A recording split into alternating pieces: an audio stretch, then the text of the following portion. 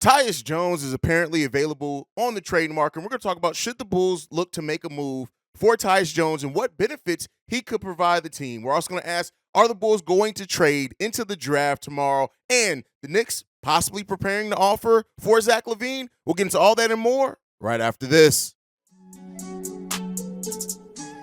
You are now tuned in to Chicago Bulls Central, your number one place for all Chicago Bulls news and content.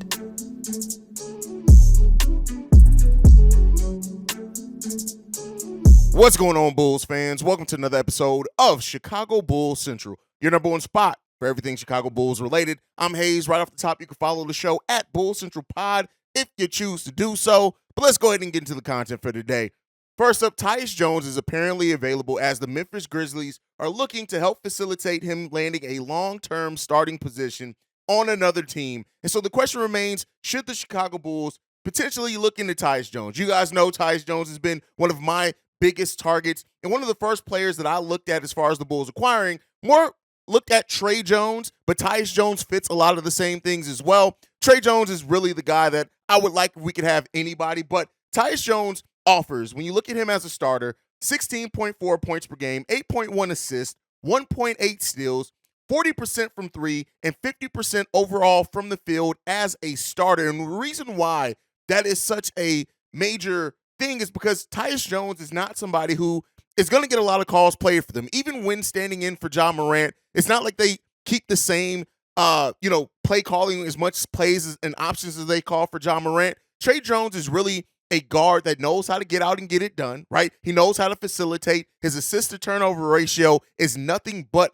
outstanding. And then his ability to hit the three, especially when he's not the focal point of the offense, he's able to knock down those open threes at a much better rate than anything that we've had at the starting point guard. Now, I do think that Tyus Jones could be a great starting point guard for the Chicago Bulls. He also comes at a reasonable contract at around $15 million, which is only $3 million above the mid-level exception. So I think the value that you get in Tyus Jones, as well as everything else, it just would work perfectly for the Bulls. Now, I'm going to go ahead and talk about this as well because I know there are going to be some people that ask, well, what about Kobe? What does Tyus Jones brings that Kobe White does not? And the simple fact of the matter is efficiency. Tyus Jones is a much better efficient player, a much more efficient player, I guess is proper English, than Kobe White has ever been. And while Kobe White has made leaps defensively in his playmaking and everything, and I do not want to take away from that, he is still not at the level of Tyus Jones in any of those facets. When you look at their three-point percentage, right? Nearly identical, right? But again, it's the higher volume and efficiency in which Tyus Jones hits it over what Kobe White does, right? So let's just take a look at the numbers. Give me 1 second. We're going to move this over here. Great podcasting, by the way. So when you look at the numbers, for example, Tyus Jones shoots the three-pointer at a 37% clip. And that is around the same that Kobe White did, 37% last season as well. The difference is Tyus Jones does it at taking almost one less three per game and is a much more efficient player than that, right? And he has a higher usage rate, so he's able to be more effective. He has a lower usage rate than even Kobe White, so he's able to be equally as effective without as many plays called for him. Secondly, when you look at their overall field goal percentage, Kobe White last season was a 44.3 field goal shooter, taking 8 shots per game, right? That's last season. When you look at Tyus Jones, he took 8.9 shots per game, hit that at a 44% clip. Again, very similar in the way when you look at the raw numbers. The difference, thing that makes the biggest difference between them is the efficiency. Also, when you look at free throw shooting percentage, Kobe White gets to the free throw line less than 1 time per game. Tyus Jones gets to the free throw line at 1.5 times per game and hits that at an 80% clip. Overall, Tyus Jones just brings more. He brings more as far as the assist ratio. 5 assists per game, even with most of that being coming from off the bench. We talked about what he brings as a starter. Kobe White, the closest he's ever been to that was 4.8 assists per game, and he started 69 out of 54 games. He started 54 out of 69 games the season which he did that, which was Kobe White's sophomore season. When it's all said and done, Tyus Jones is a much more straightforward point guard than Kobe White.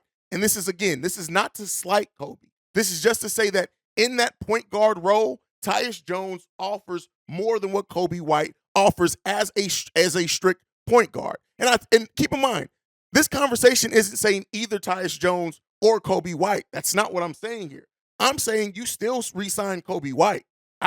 You still want to keep Kobe White. What Kobe White has brought off the bench, what he's shown, what his ability, his growth as a decision maker, a defender, all that, and even that. Let me be clear here. Tyus Jones, defensive rating higher than Kobe White's on average, right? So Kobe White has, and he's grown so much in the last season. And I only brought up this comparison because I know people were going to ask it.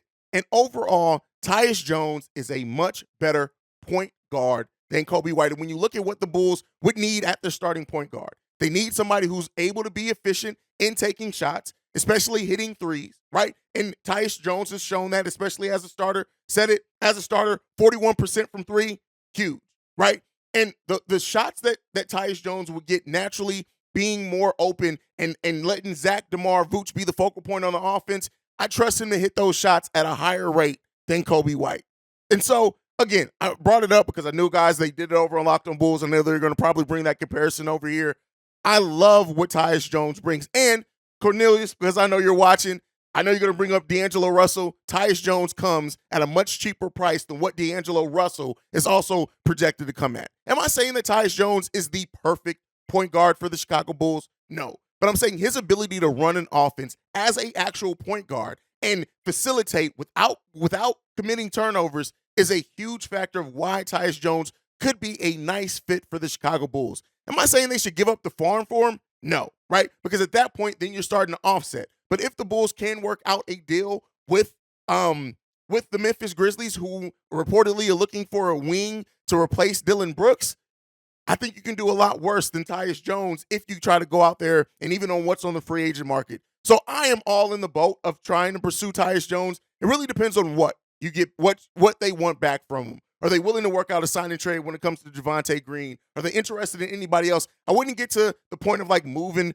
Alex Caruso or anything for him, but you really got to see and at least be on the phone to see what you can get, what you can send out to get Tyus Jones back. So that's something that I'd be interested in. You guys can let me know what you guys think on everything down below.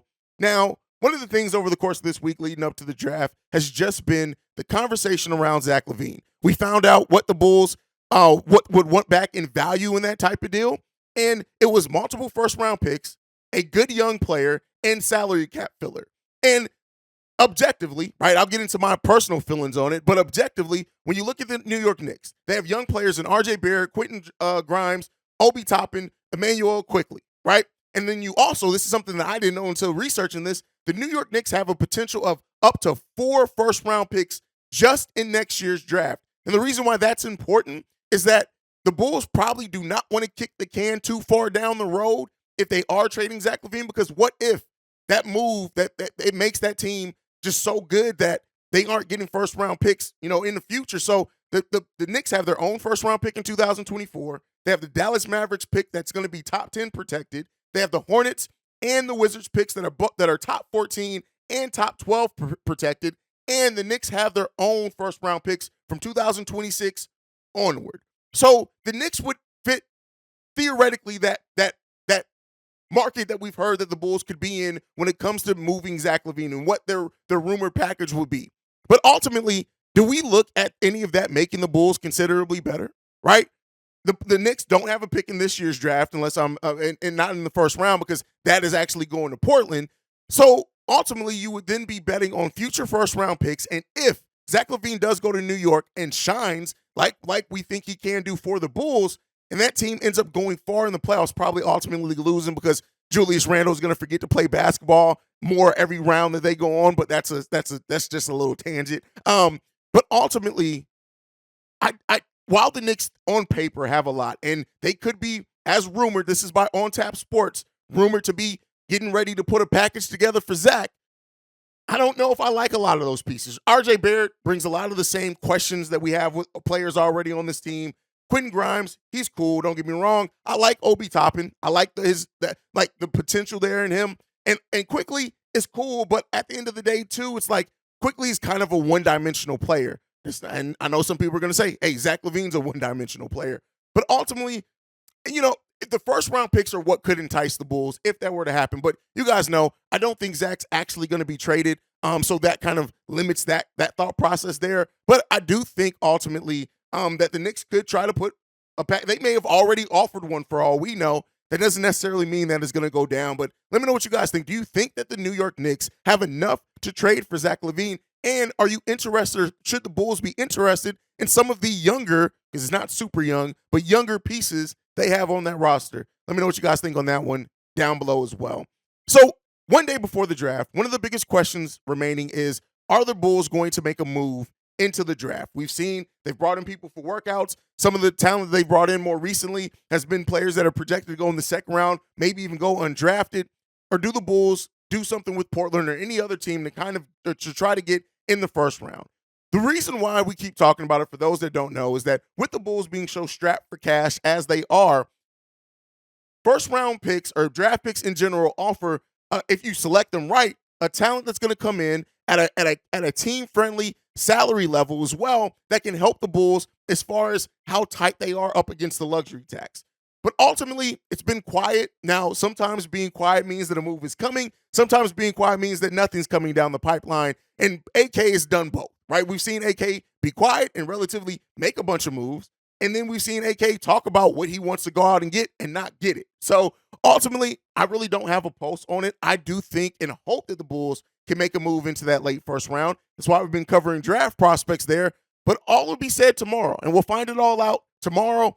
And then, like I've told you guys before, free agency is really condensed this season. So you're looking at a very short turnaround time between the draft to when players can start signing contracts in July 7th. So we're going to know a lot here in a short amount of time, and I can't wait to see what the Chicago Bulls do. Now, because I'm sure we're going to get tons of voicemails after the NBA draft, whether the Bulls do something or don't do something, I wanted to get some of the voicemails off today. We got 2 from Matt and 1 from Genesis. We're going to play the first one from Matt now.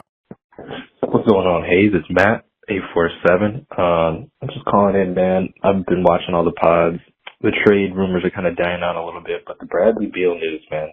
I watched the pod. I watched you and the guys and everyone talk about it. I've watched a few podcasts and just other things, people, breaking down the news. And, let's be honest. They got rid of Bradley Beal for a bag of chips. I feel bad for CP3. Not really, actually, because I kind of hate Chris Paul, even though I respect the fuck out of Chris Paul. But, if he even plays one game in the Wizards uniform, I'd be surprised. Because if he does, he may never actually win a chip. It might be over. It might be time for him to call it. But the reason I'm calling in is if that is the package that someone is getting for a Bradley Beal, yeah, the Zach trades and all that, it's not looking good, bro. Yeah, Zach's probably worth more, but if they couldn't get 1 first-round pick for Bradley Beal, the market, like you guys were talking about, is absolutely upside down. And I actually think that it could be in the Bulls' favor. Now we can kind of slow down on all the trade Zach stuff and, maybe avoid making a mistake of just, trying to make a move and getting rid of someone and getting scammed again. Because you look at it and it's like, if that's what you're getting for Bradley Beal, look around for all the other free agents. Like, let's say Zion Williamson. Sorry, Pat, I'll add, and porn stars. But Zion Williamson, even though he's been unhealthy and the shit that he's had going on off the court, the Pelicans want him gone by draft day. You think that Zion Williamson, with his recent string of health and everything else, is worth more than Bradley Beal? He's a first overall pick who could be a generational talent still to this day if he took care of his body a little bit better and locked in. But, what are you going to get for Zion Williamson? It seems like it's going to be a bag of chips also. And the Bulls could use a power forward. You only got to get rid of a second-round pick and a bench player. Or whatever it's going to take to make the monies match. Shit. It looks like maybe this could work out in the Bulls' favor. Him or other free agents. If there's no value, our problem is we don't have no first-round picks to give to people, right? That's what we're worried about. It looks like we don't need them. So we can make some moves now as long as the money matches up. So I'm excited to see what they do in the next 2 weeks here, and it should be interesting, man. Take care. All right, so we talked about that. The Bradley Beal trade and what that means for a potential Zach LaVine deal. I think the Bradley Beal thing is unique. Yes, he owned a trade exception, but that does not mean they had to accept peanuts for him. That means that they could have literally looked at Bradley Beal and said, "Hey, you're not going nowhere. Cool, we're gonna keep you because we're not getting what we like.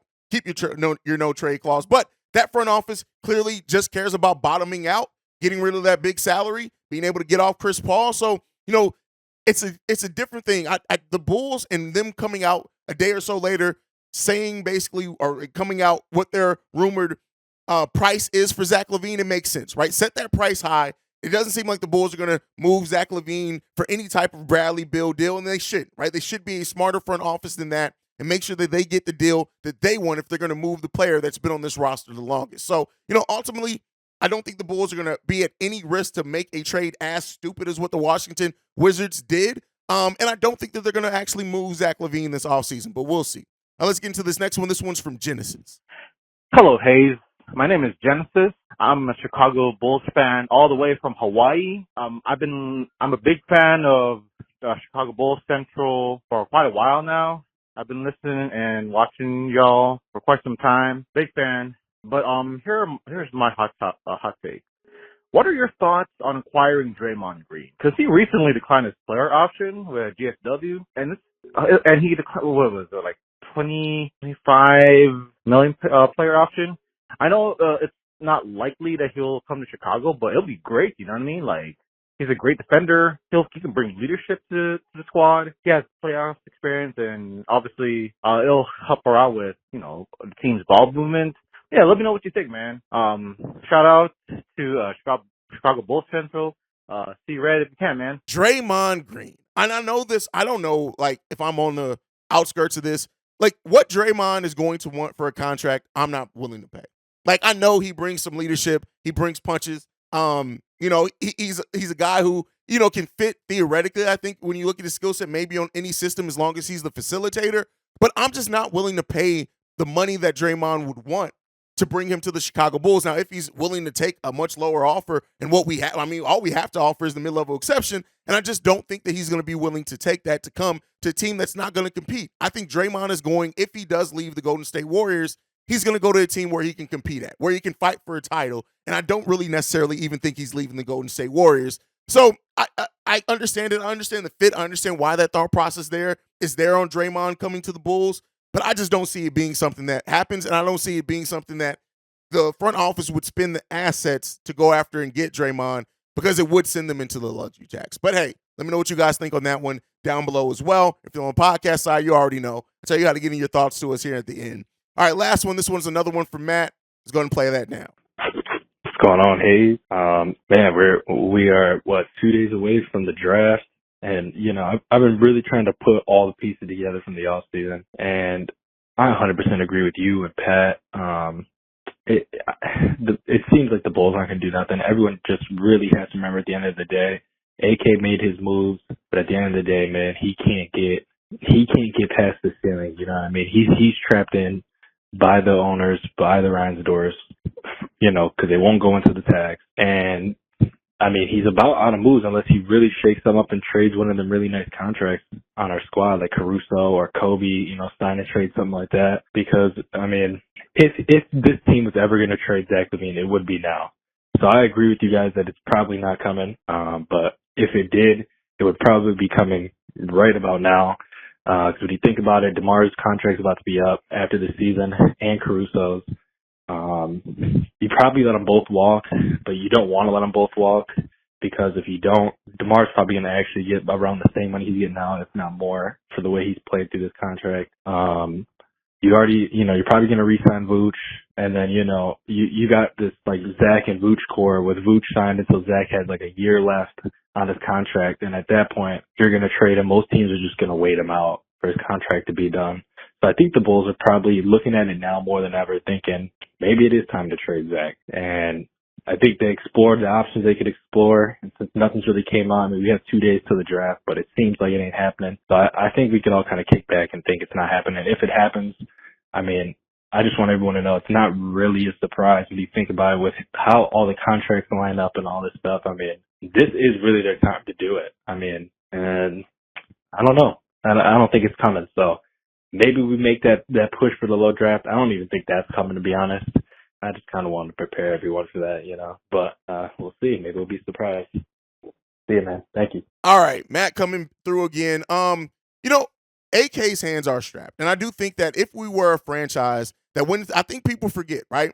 If we were a franchise that went into the luxury tax, not only would the Bulls have a full $12.5 million mid-level exception to use, but they'd also have, a $5 million biannual exception that they can use. And they'd probably also file for the disabled player exception to get another $10.5 million exception to on the Lonzo Ball contract. But because we do not pay the luxury tax, all those that's what did I just say? That's what 20. If I'm off the top, $27 million worth of assets that the Bulls can have to add to the team. Now they can't be added together, but when you look at that, the Bulls are theoretically leaving almost 20 million or 15 because they're leaving the disabled player exception and the biannual exception on the table, right? Just because they don't want to pay the luxury tax for one season, right? We're not even saying attach it to long-term deals to where now we're in the luxury tax for the next 5 years, but they won't even do that. The luxury tax is a tool, right? It's not something that you say, hey, we're going to pay the luxury tax just to do, like you don't have to pay the luxury tax every season like a lot of teams do, but the luxury tax should be used as a tool. If you're strapped for cash, you can still add talent to the team. The Bulls don't even use the luxury tax as that. They are leaving a tool on the table because of ownership, and that sucks, right? $15 million of additional assets we could have if we were just a tax-paying team for one season. And I think people forget as well, and this is something that also really grinds my gears, shout out to Peter Griffin, that really grinds my gears is the fact that all the teams that don't pay the luxury tax, they split the money or some of the money from the teams that pay the luxury tax. And so Jerry Reinsdorf has for years, for every year that the luxury tax has been a thing except for one season, has gotten additional money from the teams that pay the luxury tax, and you would think you would put that back into the team. That is what's so frustrating. And yes, I'm sure it does limit AK and what he can do hugely, right? And so it's unfortunate. But listen, AK accepted this job. If he didn't do his research, that's on him. Everybody knows that the Bulls are not a luxury tax-paying team. And so now he has to get to work. And we'll see what he do this offseason. But that's it for today. Make sure you're following the show at Bulls Central Pod. You can send us any feedback, questions, comments, concerns, bullcentralpod@gmail.com. Lastly, if you want to leave a text message and our voicemail for our mailbag episodes, I really want to hear from you guys after the draft, even if it's not Bulls related. What teams do you think do good, do bad? What teams do you wish the Bulls would have done moves with? Let me know all that down below as well after the draft. The number to do so, 773-270-2799. We are the number one spot for everything Chicago Bulls related because of you guys. And like I like to end every episode on, go Bulls. Love you guys. See you right if you can, y'all. Peace. This has been a presentation of the Break Media.